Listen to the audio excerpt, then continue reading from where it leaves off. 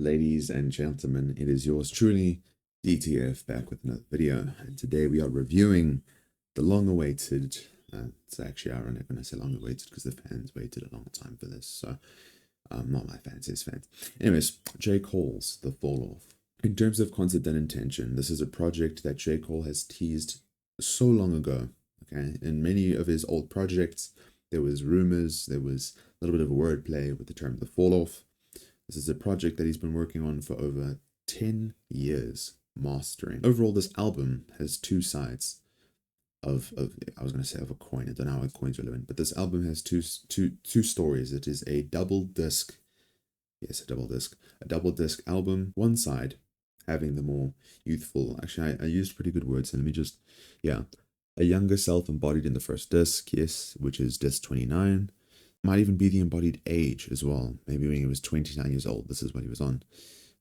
Containing more of a feel-good bop-like tracks, braggy in your face kind of confidence with easy to flow choruses, having a more hungrier youthful feel. Disc 2 being disc 39 also might be his age. He's trying to embody when he was 39 years old, being a more mature, more home-connected, spiritually filled version of himself, diving into a much more deep and conceptual, intimate theme. Having concepts like The Fall Off, which is a track that describes his entire life in reverse, or Old Dog, tackling continuous themes that people tend to throw out there of getting too old to be good at your art form. Age ruining talent, and Life Sentence being about marriage and lifelong partners. So we have kind of like the opposite side. You could say it's the opposite, or you could just say it's the evolution throughout.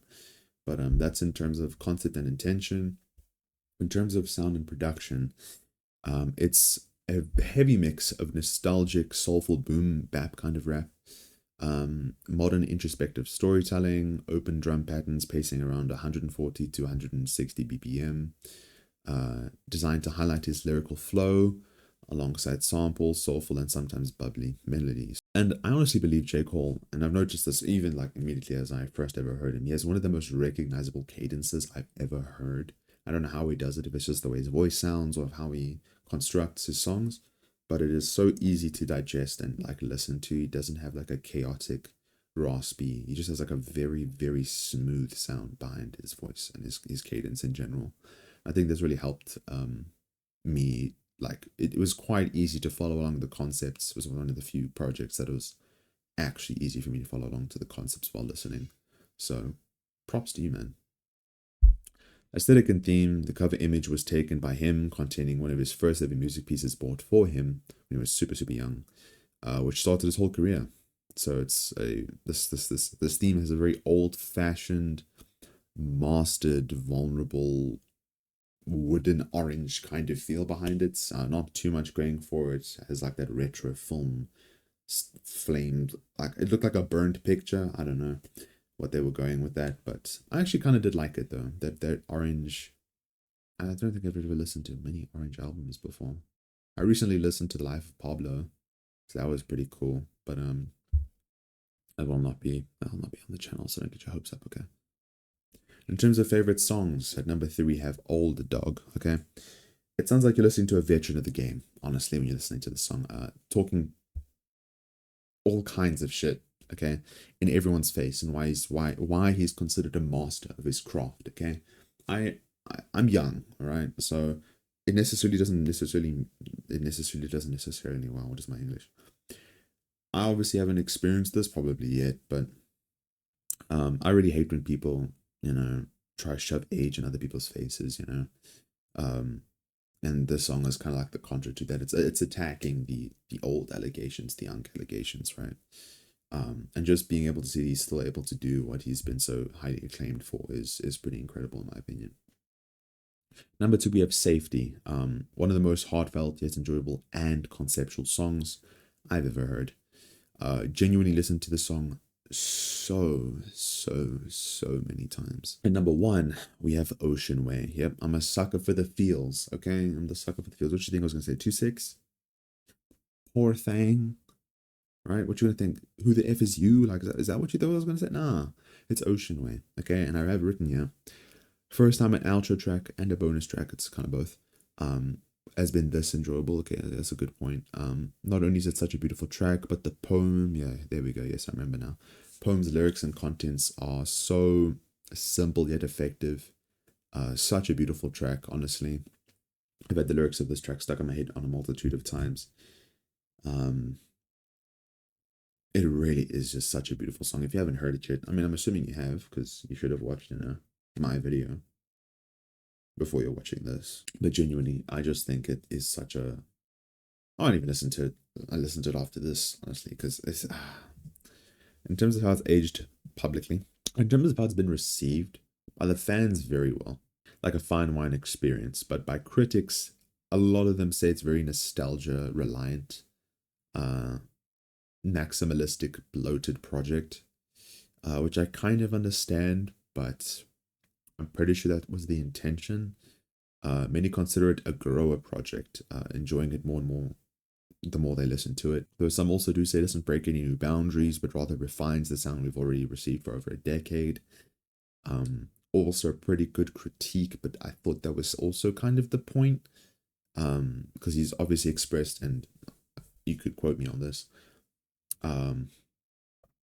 he wanted to do he wanted to do this on his last, what he couldn't do on his first, which means I'm assuming it would be a similar sound. So I don't know. I just feel like we have to keep the intention of the project very close in mind when we're critiquing something. But in terms of units sold, we have near 300,000 units first week sold. So that's pretty good.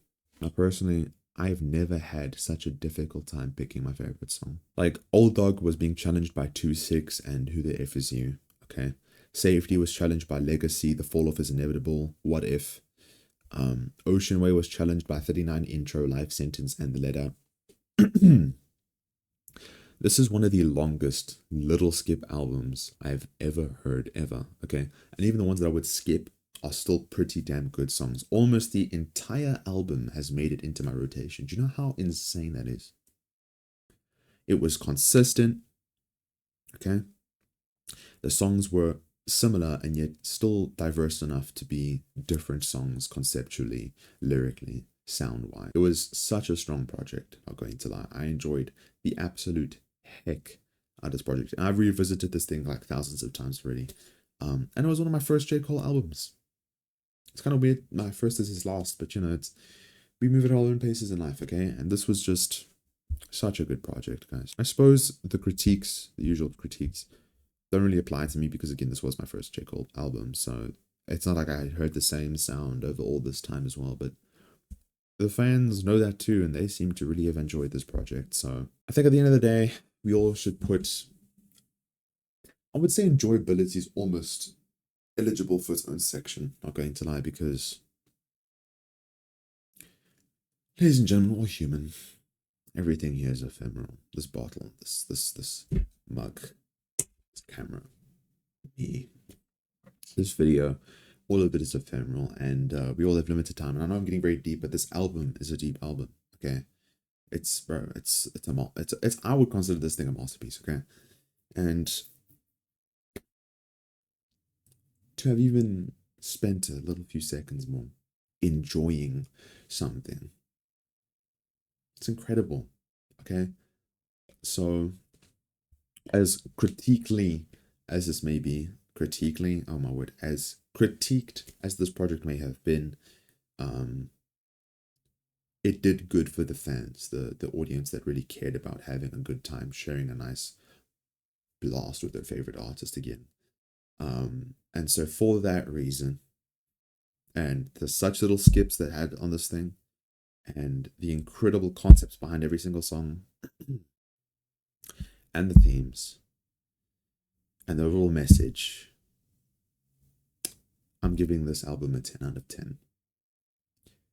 Such a good listen, incredible music, perfect sentiment, honestly, beautiful execution, incredible themes, all I expected it to be. It lived up to my expectations, and it served me ever since. So thank you, J. Cole.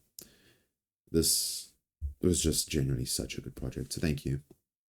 I don't know if you're going to see this. I don't even know who I'm talking to right now. Maybe it's okay. Whatever. But anyways, 10 out of 10. Easy. This is like the easiest 10 out of 10 I've ever given, other than the review. I'm going to give a few more reviews. Anyways, you'll see. But let me know what you guys think of this project. If this is a grower for you, if you guys enjoyed it just as much as I did the first listen. I think for me in general, I enjoy music the more times I listen to it, because there's certain elements only pick up on the third listen, the fourth listen. So I wouldn't necessarily say this was a grower project because I enjoyed it the first time. It just got better and better the more times I listened to it. So there's that. But let me know your thoughts down below. How you guys did think how you guys thought I did with this review. If there's any points that I missed, please let me know.